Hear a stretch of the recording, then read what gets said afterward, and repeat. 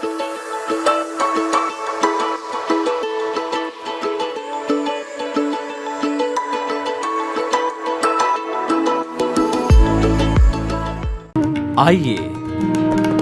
सुनिए, देखिए, समझिए सनातन सत्य। जैसी दृष्टि वैसी सृष्टि, दृष्टि विज्ञान। कुदरत, कुदरती रचना एवं कुदरत के कानून से शाश्वत सुख की प्राप्ति। जोधपुर के परम पूज्य महात्मा उपासक प्रोफेसर डॉक्टर सोहन राज तातेड़ के निर्देशन में सनातन सत्य।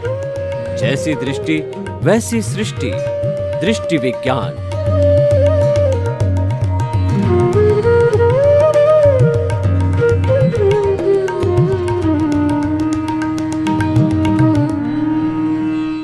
मातृशक्ति को नमन। आज का हमारा बहुत सुंदर विषय दृश्य, दृष्टि और दृष्टा। दृश्य का अर्थ होता है कि जो हम खुली आंखों से देखते हैं और सामने हमको जो सीन दिखाई देता है, सामने हमको पूरा का पूरा फोटो दिखाई देता है, पूरा का पूरा वातावरण दिखाई देता है, वह दृश्य कहलाता है। और दृष्टि का अर्थ होता है उस दृश्य को देखने वाला विजन। जैसे आंखें हैं मेरी, तो आंखों के अंदर जो ये पलक झपकता है, वो आंखें तो द्रव्य आंखें हैं, और उनके भीतर जो भाव आंख है, जिसके की ताकत से वह ये आंख देखती है, वह कहलाती है दृष्टि। दृष्टि का अर्थ होता है विजन, जिसके द्वारा देखा जाता है वह दृष्टि कहलाती है। और उस दृष्टि को देने वाला मालिक कहिए या किसकी पावर है जिसने ये दृष्टि दी है, वो दृष्टा कहलाता है। दृष्टा हमारे भीतर विराजमान शुद्ध आत्मा भगवान है, जो स्व पर प्रकाशक है। तो वह दृष्टि देता है, यानी चेतना देता है, तब ये दृष्टि बनती है और उस दृष्टि से दृश्य दिखाई देता है। तो ये तीनों ही त्रिवेणी संगम है। हमारी भारतीय संस्कृति में त्रिवेणी संगम बहुत होता है, ब्रह्मा विष्णु महेश। और जो है वो हे गे उपादेय, दे ध्याता और ध्यान, और जो है लक्ष्मी सरस्वती और दुर्गा, ये तीनों देवियों का संगम होता है, त्रिवेणी संगम। और हमारी प्रकृति है, उसके अंदर वात पित्त और कफ संतुलित रहते हैं, तो हमारा स्वास्थ्य अच्छा रहता है। और पृथ्वी का जो लक्षण है वो सत्व रजस और तमस, ये भी त्रिवेणी संगम है। तो और सत्यम शिवम सुंदरम, ऐसे त्रिवेणी संगम भारतीय संस्कृति में बहुत बड़ा महत्व रखते हैं। और तीनों को हम अच्छी तरह से समझ लेते हैं, उस विषय की पूरी जानकारी होती है। क्योंकि त्रिरत्न होता है, ट्रिपल ज्वेल्स होता है, सम्यक दर्शन, सम्यक ज्ञान और सम्यक चारित्र, ये ट्रिपल ज्वेल्स होता है। तो तीन को समझने से हमारी मुख्यतया जो हमारा क्लैरिफिकेशन है, हमारी सोच है, वह क्लियर हो जाती है। अब आप देखिए कि मुख्य, क्योंकि यहाँ पर दृष्टा है, ये शक्ति देने वाला है, उसकी बात हम जो है मुख्य रूप से करते हैं। यह दृष्टि देने वाला स्व पर प्रकाशक क्या है, ये समझना जरूरी है। ये चेतना है, ये हमारी आत्मा है। और यह चेतना किसे कहते हैं? असंख्य चेतनामय परमाणुओं के पिंड को आत्मा कहा जाता है, कॉन्शियसनेस कहा जाता है। इसके अंदर आगमों में कुल 23 नाम आए हैं। और चेतना है तो मनुष्य का अस्तित्व है, और चेतना नहीं है तो मनुष्य का कोई अस्तित्व नहीं है। और चेतना भी कैसी होनी चाहिए? जो एक्सप्रेस करने वाली होती है, अभिव्यक्त होने वाली चेतना होनी चाहिए। बहुत से व्यक्ति कई वर्षों तक कोमा में होते हैं क्योंकि उनका आयुष्य प्राण अभी जिंदा है, इस कारण से कोमा में है। लेकिन वह व्यक्ति क्योंकि उसको चेतना एक्सप्रेस्ड वे में नहीं है, तो न तो वो बात कर सकता है, न हाथ हिला सकता है, और न कोई अपनी अभिव्यक्ति दे सकता है। कई लोग ऐसे भी होते हैं कोमा वाले, आंखें तो फरकाते हैं लेकिन बोल नहीं पाते, पहचान नहीं पाते, हाथ हिला नहीं सकते, तो वो अपनी एक्सप्रेशन नहीं कर पाते हैं। ऐसा क्यों होता है? क्योंकि उसमें अभी आयुष्य प्राण जिंदा है, बाकी के प्राण जो है वो उनके अंदर नहीं है। जब ऐसा होता, और प्राण है कुल 10 तरह से होते हैं। चेतना की शक्ति को प्राण कहते हैं, और जो है जड़ या पुद्गल की शक्ति को पर्याप्ति कहा जाता है। यह भी इससे जुड़ा हुआ है। समझना चाहिए कि प्राण 10 तरह के होते हैं। हमारी 5 इंद्रियां होती है, स्पर्शन रसन घ्राण चक्षु श्रोत्राणि इंद्रियाणि। इनको जैसा मैंने अभी कहा कि दृष्टि जो है वो उसका प्राण होता है, तब दृश्य दिखाई देता है। आँख के अंदर अगर दृष्टि या विजन नहीं है तो आँख फूटी हुई कही जाएगी और दृश्य दिखाई नहीं देगा, वो तो बेचारा अंधा हो जाएगा। तो इसीलिए जो है ये हमारे 5 प्राण इंद्रियों के हो गए, और मनोबल, वचन बल और काया बल, ये 8 प्राण हो गए। श्वासोच्छ्वास प्राण जिससे हम श्वास लेते हैं और निकालते हैं, और आयुष्य प्राण, ये अगर 9 प्राण भी चला जाए तो आयुष्य प्राण जिंदा रहता है, तब तक मनुष्य मरता नहीं है। कोमा वाली मैंने बात कही। और हमारे सरहदों के ऊपर लेह वगैरह में बर्फ़ की शिलाएं होती है, तो हमारे जवान लड़ते लड़ते देश की रक्षा करते करते किसी जो है वह कहना चाहिए उसके अंदर जो है वो बर्फ़ के भीतर जो है ढक जाते हैं। तो क्योंकि उन लोगों का आयुष्य खड़ा रहता है तो वो 6 महीने तक भी जिंदे रहते हैं। जब बाहर निकाला जाता है, शरीर गर्म किया जाता है, तो व्यक्ति जिंदे हो जाते हैं। तो ये प्राण होता है। और पुद्गलों की शक्ति को प्राप्ति कहते हैं। आहार प्राप्ति, शरीर प्राप्ति, इंद्रिय प्राप्ति, श्वासोच्छ्वास प्राप्ति, भाषा प्राप्ति और मन प्राप्ति, जिन जिन के नाम हैं वो पुद्गलों को शक्ति दे करके, और वो होता है मैं बोल रहा हूँ तो ये भाषा प्राप्ति के पुद्गल है, उससे बोला जा रहा है। और सारी इंद्रिय जो काम करती है वो पुद्गलों की शक्ति से जो है वो काम करती है।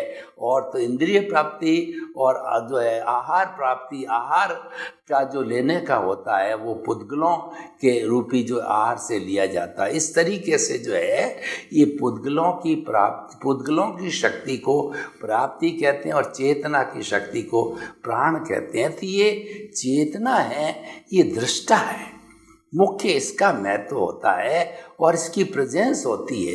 जो मूल स्वरूप वाला आत्मा होता है वह अक्रिया होता है, वह कुछ भी नहीं करता है, मात्र जो है उसकी प्रेजेंस से सब काम होता है। और उसकी ताकत है वो कहलाती लब्धि वीर्य। आत्मा की ताकत को एक शब्द के अंदर लब्धि वीर्य कहते हैं। जो प्राण होता है वही लब्धि वीर्य होता है। और पुद्गलों की शक्ति को कहते हैं करण वीर्य। शरीर की शक्ति को करण वीर्य कहा जाता है कि वह जो है शरीर के मन वचन काया है उन सब को शक्ति देने वाली जो है वो करण वीर्य होता है। तो इस तरीके से दृष्टा का बहुत बड़ा महत्व है, और दृष्टा ही पूरे शरीर को शक्ति देती है। और इस दृष्टा के और शरीर तो है, जड़ है, शरीर पुद्गल है, और आत्मा दृष्टा है, इन दोनों के बीच के अंदर न तो वह पुद्गल है और न वह चेतन है, बीच वाला मिश्र चेतन बन जाता है।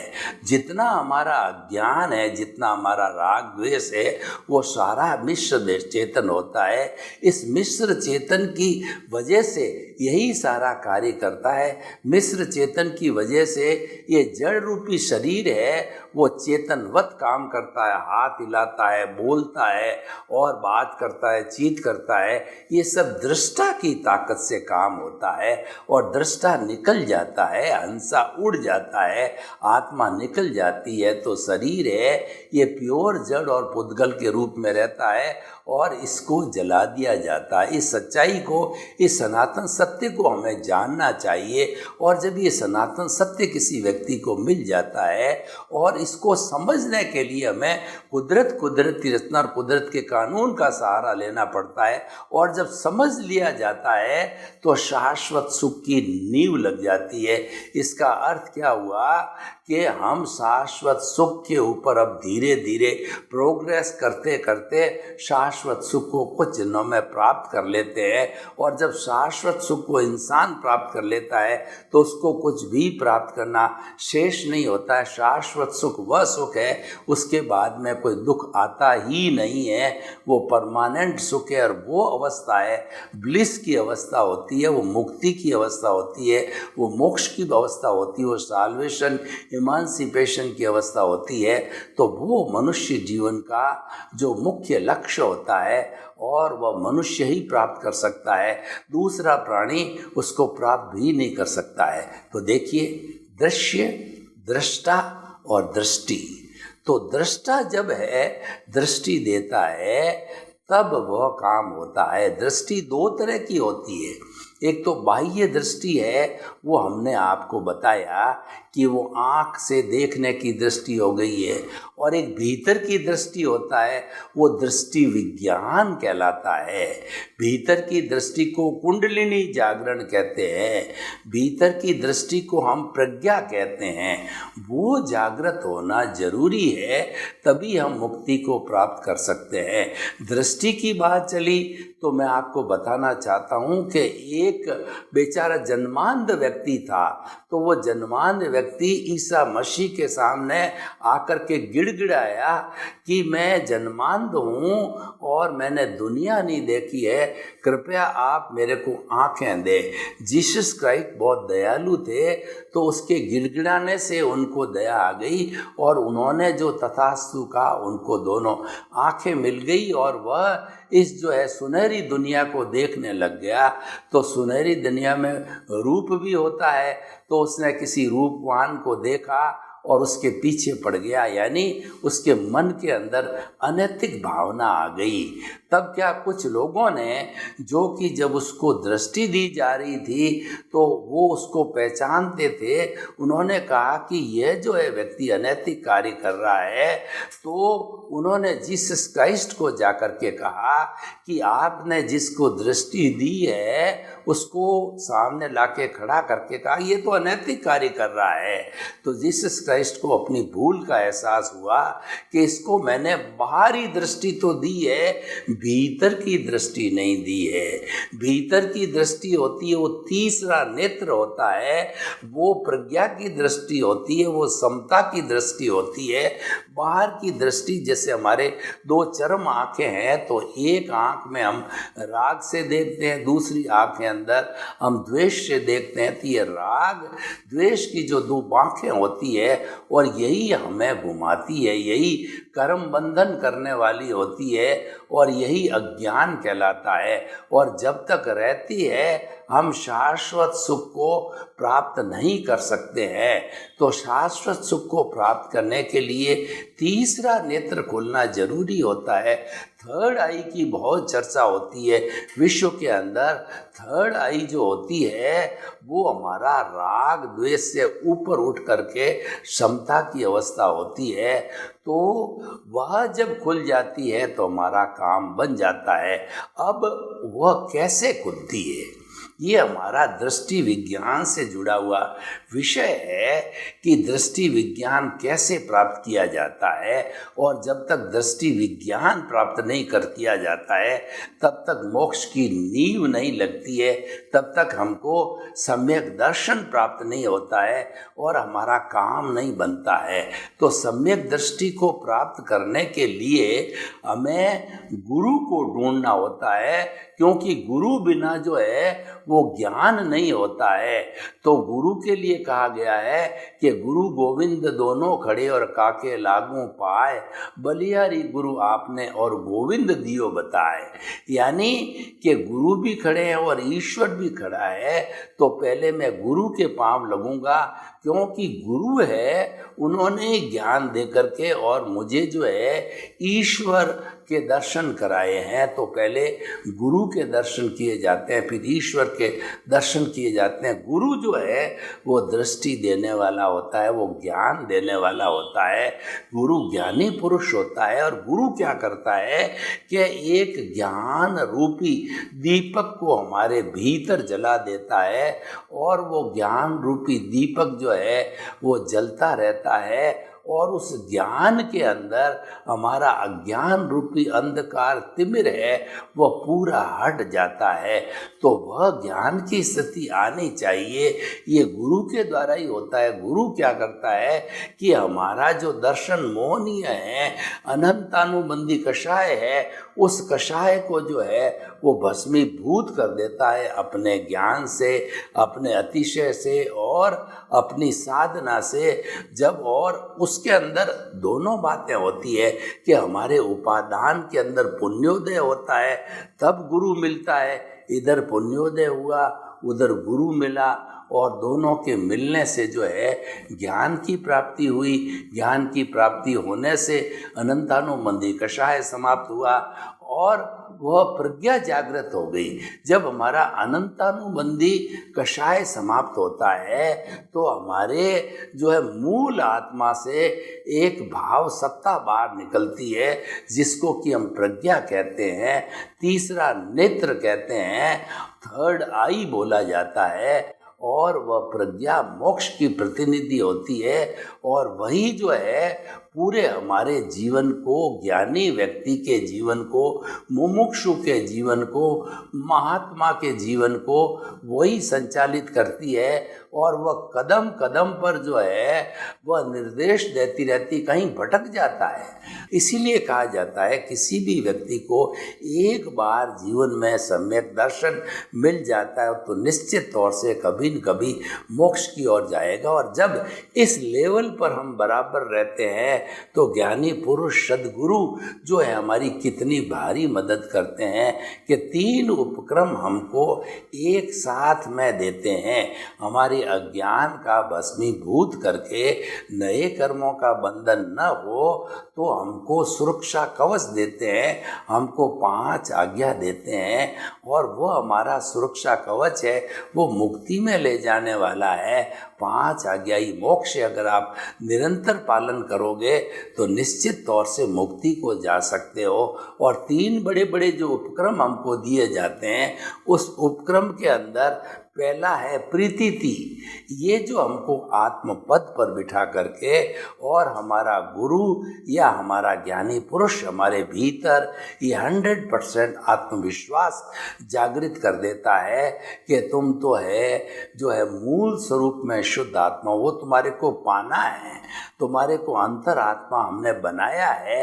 अब आप प्रीतिथि, जागृति और अनुभव करते करते परमात्मा बन जाओ तो 1 भव लगे, 2 भव लगे, 4 भव लगे, उसमें आपको परमात्मा बनना है, उसकी वो नींव लगा देते हैं, प्रीतिथि बिठा देते हैं। रात को 12 बजे भी आपको उठाया जाता है तो आप ये कहोगे रिलेटिव व्यू पॉइंट से मैं सोहन राज तातेड़ हूँ, जो कि देहदारी, नामदारी और पैकिंग रूप में, लेकिन रियल दृष्टि से मैं शुद्ध आत्मा हूँ। कैसा शुद्ध आत्मा? जो 84 लाख जीवा योनि में एक सा जो अभेद भाव से एक सा भगवत स्वरूप के अंदर विराजमान है, कोई अंतर नहीं होता, वैसा मैं शुद्ध आत्मा हूँ। और जो विविधता हमको अलग अलग प्राणियों की दिखाई देती है, वो अपने अलग अलग कर्मों के कारण, भावों के कारण, कॉजल बॉडी के कारण, लिंग शरीर के कारण, उदय और प्रारब्ध के कारण वो अलग अलग दिखाई देती है। तो देखिए कितना बड़ा काम हमारा हो गया। और अगर इस मानव जीवन के अंदर ज्ञान मिल जाता है, ये काम हो जाता है, हमारी सीट बदल जाती है, इसका मतलब हम धन्य हो गए, हमने अपने जीवन की सार्थकता प्राप्त की है। इसीलिए हर मानव को हम ये कहना चाहते हैं, आप सद्गुरु को तलाशिए। और हमारा ये सनातन सत्य भी यही कार्यक्रम करता है कि हम आपको कुदरत के कानून के सहारे ultimate reality of the world, ultimate जो है सार्वभौम सत्ता जो है विश्व की, वो हम आपको देना चाहते हैं। और वो क्यों देना चाहते हैं कि हम आपके शाश्वत सुख की नींव लगाना चाहते हैं। शाश्वत सुख तो एक जन्म में मिलना बहुत मुश्किल है, क्योंकि जो फोर्स पीछे से आ रहा है उदय प्रारब्ध है, और वो कर्मों का जो राग द्वेष, जो मूल 8 द्रव्य कर्म और उसकी 148 प्रकृतियों का जो चिट्ठा है, बहुत लंबा चौड़ा है। लेकिन एक बार जब अगर नींव लग जाती है, तो नींव लगने के बाद में स्नेह कुछ जन्मों के अंदर वो सारा जो है बर्फ रूपी शिला की तरह जो है हमारा डिस्चार्ज है, वो डिस्चार्ज रूप के अंदर ही है, क्योंकि नया चार्ज बंद हो गया। जब हमारा गुरु ज्ञान दे देता है तो नया चार्ज बंद होता है, यानी संपूर्ण बंद नहीं होता है, परंतु जो मुख्य रूप से जो हमारा दर्शन मोहनीय था, अनंतानुबंधी कषाय था, कर्मों का बंधन करने वाला था, वो समाप्त हो गया। तो पीछे तो अप्रत्याख्यानी, प्रत्याख्यानी और स्वंजलन जो है बहुत ही डाइल्यूट जो है दर्शन मोहनीय की दशाएं रहती है, वो तो सामान्य डिस्चार्ज रूप में भी सामान्य रूप से तोड़ा जा सकता है। लेकिन पत्थर पर लकीर खींचने के बराबर अनंतानुबंधी जो है कषाय है, वो गुरु के जो है अतिशय से, गुरु की कृपा से, हमारे पुण्योदय से भस्मीभूत हो गया, तो हमारे में एक बहुत बड़ा हो गया। तो ये सारा दृष्टि विज्ञान है, और इस दृष्टि विज्ञान को देने वाला हमारा जो शुद्ध आत्म स्वरूप है, वो दृष्टा है। दृष्टा के द्वारा दृष्टि मिलती है, और इस दृष्टि को पाकर के हम दृश्य देखते हैं। दृश्य का अर्थ होता है जो आँखों से दिखाई देता है। हमारा व्यवहार जगत, हमारा जितना व्यवहार जगत है, वह पूर्व जन्म का हमारे कहना चाहिए संस्कार है। पूर्व जन्म का जो है वो हमारा उदय और प्रारब्ध है, और वो हम पीछे से लेकर के आए हैं, क्योंकि पूर्व जन्म के अंदर भाव डालने वाला कोई और था, उन्होंने भाव डाले। और वो अगर हम गीता की भाषा में बात करें तो जो क्रियमाण कर्म पिछले जो है जन्म के व्यक्ति ने किए, वो क्रियमाण होने के बाद में वो संचित हो गए, और संचित होकर के वो पकने लग गए। और जब पकने की स्थिति आती है तब व्यक्ति का आयुष्य समाप्त हो जाता है। और वही क्रियमाण और संचित कर्म है इस जन्म के अंदर पक करके और वो फल देने वाले हो जाते हैं। तब उदय कहिए या प्रारब्ध कहिए चालू होता है। तो प्रारब्ध हमारा परिणाम है, प्रारब्ध है हमारा रिजल्ट है, प्रारब्ध है हमारा पका हुआ कर्म है, वो हमारा फल है जो कि हमने पूर्व जन्म के अंदर जो है इकट्ठा करके संचित करके पकाया था। तो भाई और बहनों, जो आज का मुख्य एपिसोड है दृश्य, दृष्टि और दृष्टा, तो हम जो है दृश्य तो जो है देखना हमारे हाथ में नहीं है, क्योंकि दृश्य तो है वह कुदरत है, वही दृश्य दिखाता है। और वह कुदरत के अधीन रहता है और कुदरत ही उसको नाश न करना चाहती है, वो दृश्य के लिए और कुदरत के अधीन ही वो कार्य करती है। तो ये कुदरत के लिए कहा गया है कि रंगमंच ये जगत है और कर्म खिलावनहार और नाना रूप बनाए के और चेतन खेलनहार। चेतन की प्रेजेंस होती है, हाजिरी होती है, जब ही सारे कर्मों का बंधन होता है। और जब चेतन ही नहीं है तो कहाँ से मिश्र चेतन आएगा और कहाँ से जड़ रूपी शरीर आएगा? कुछ भी नहीं होगा, कोई हरकत ही नहीं होगी। तो चेतन की उपस्थिति से हरकत होती है और अपने अपने जैसे कर्मों का उदय होता है, प्रारब्ध होता है, उसी के अनुरूप जो है ये शरीर नाचता रहता है और भोगता रहता है, कर्मों का भुगतान होता है। इसीलिए कहा गया कि यह शरीर है पूर्व जन्म के कर्मों के भुगतान के लिए जो है मिला हुआ है। तो हम भुगतान जो है प्राप्त करते रहते हैं, वो दृश्य की श्रेणी में आता है। और दृष्टि क्योंकि दृष्टा देता है तो भीतर की दृष्टि देता है। यहाँ पर दृष्टि का अर्थ है भीतर की दृष्टि। दृष्टि विज्ञान का अर्थ होता है कि अपनी दिशा मोड़ दोगे दशा मुड़ जाएगी। तो हमारी जो नीचे की ओर शक्ति व्यय हो रही थी उसको हमने प्रतिसंलीनता करके ऊपर की ओर मोड़ा, क्योंकि हमारी प्रज्ञा वो भाव सत्ता के रूप में जो है खड़ी हो गई और प्रज्ञा हमको गलत काम करने देती नहीं है, वह टोकती रहती है और वो हमेशा हमारा जो है उन्नति का समर्थन करती है, अवनति का समर्थन वह बिल्कुल नहीं करती, क्योंकि उसकी प्रकृति है और वह जो है मोक्ष की प्रतिनिधि भी है। तो भाई और बहनों, हम आपको बताना चाहते हैं कि तीनों को बराबर संतुलित रखो और जो दृश्य चल रहा है, जो हमारा जो है भोग चल रहा है, उदय प्रारब्ध चल रहा है, उसको चलने दो। ऑटो मोड से उसके साथ तन्मयाकार नहीं होना है। इस तरीके से हम दृश्य, दृष्टि और दृष्टा तीनों का कॉम्बिनेशन करके हम शाश्वत सुख की नींव लगा सकते हैं। सर्वे भवन्तु सुखिनः, सर्वे सन्तु निरामया। लोक के सब जीवों को जो शांति मिले, सुख मिले, आनंद मिले, आपके प्रति मंगल भावना, शुभकामना। ओम शांति।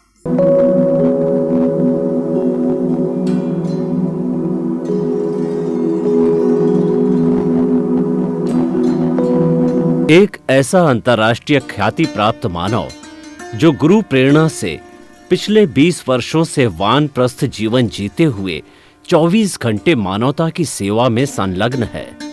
एक ऐसा मानव जो अभी राष्ट्रीय, अंतर्राष्ट्रीय टीवी चैनलों पर 7,500 एपिसोड के माध्यम से सनातन सत्य, आत्मविज्ञान एवं पुनरुत्थान, व्यवहार एवं निश्चय जगत के जीवनोपयोगी विषयों पर हृदय स्पर्शी प्रवचन कर चुका है।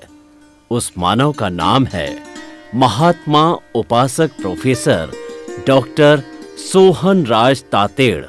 प्रोफेसर तातेड़ द्वारा योग, दर्शन, शिक्षा विषयों पर रचित पीएचडी स्तर के 250 शोध ग्रंथ भारत के 100 प्रतिष्ठित विश्वविद्यालयों में शोधार्थी पढ़ रहे हैं तथा वे सभी शोध ग्रंथ वहां की सेंट्रल लाइब्रेरियों में उपलब्ध हैं। महात्मा सोहन राज ने अभी तक हजारों स्कूलों, कॉलेजों, विश्वविद्यालयों एवं संस्थाओं में सेमिनार, वर्कशॉप, कैंप लगाकर लाखों विद्यार्थियों को योग, दर्शन, शिक्षा का प्रशिक्षण देकर उन्हें सुसंस्कारित किया। डॉक्टर तातेड़ ने भारतीय संस्कृति उत्थान के 4000 से अधिक समसामयिक विषयों पर आर्टिकल लिखकर ऑनलाइन जर्नल, पत्रिकाओं, वेबसाइट्स पर प्रकाशित किया, जिसका उपयोग लाखों पाठक कर रहे हैं। उपासक तातेड़ के 5000 से अधिक आज का सुविचार, आज का शुभ संदेश, आज का मंगल भावना योग आदि चिंतन websites, Twitter, blogger, Facebook, YouTube माध्यमों से लाखों लोग अपना जीवन निर्माण कर रहे हैं।